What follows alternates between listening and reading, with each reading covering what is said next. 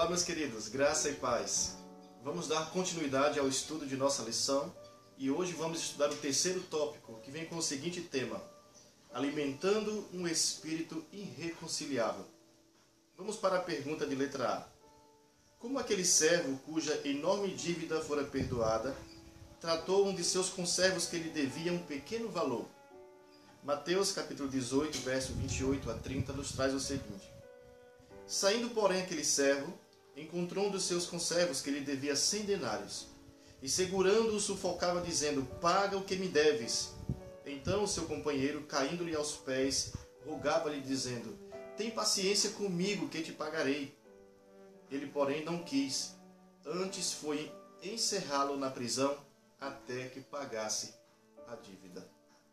Na parábola, quando o devedor pediu um adiamento com a promessa: Sê paciente comigo e eu tudo te pagarei, a sentença foi cancelada, a dívida inteira foi anulada. E ao sair, encontrou o conservo que lhe devia uma pequena quantia. Ele mesmo tivera uma dívida de 10.000 talentos perdoada. O conservo lhe devia 100 denários. Seu devedor fez uma súplica semelhante à que ele fizera ao rei, mas sem um resultado parecido. Aquele que há pouco fora totalmente perdoado não era compassivo e piedoso, e a misericórdia demonstrada para com ele não foi exercida ao tratar com o seu companheiro. Letra B. O que o rei fez quando soube dessa ação implacável? E que lição essa parábola nos ensina? Mateus capítulo 18, verso 31 a 34 nos diz: Vendo, pois, os seus conservos o que acontecera, contristaram-se grandemente e foram revelar tudo isso ao seu senhor. Então o seu senhor, chamando à sua presença, disse-lhe: Servo malvado, perdoei-te toda aquela dívida, por que me suplicaste? Não devias tu também ter compaixão de teu companheiro, assim como eu tive compaixão de ti? E indignado, o seu senhor o entregou aos verdugos, até que pagasse tudo o que lhe devia.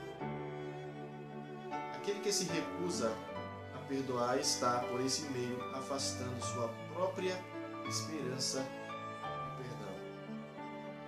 Letra C. Que exemplo de perdão Jesus nos ensinou em sua própria vida e como muitas vezes falhamos nesse aspecto? 1 Pedro capítulo 2, verso 23. Sendo injuriado, não injuriava, e quando padecia, não ameaçava, mas entregava-se àquele que julga justamente. Em Lucas capítulo 23, verso 34, Jesus, porém, dizia: Pai, perdoa-lhes, porque não sabem o que fazem. Então repartiram as vestes dele, deitando sorte sobre elas. Precisamos ter o amor de Cristo para não acariciarmos o espírito não disposto a perdoar. Por mais dolorosa que seja a ferida em nosso coração, não devemos guardar nossas queixas e lamentar nossas dores.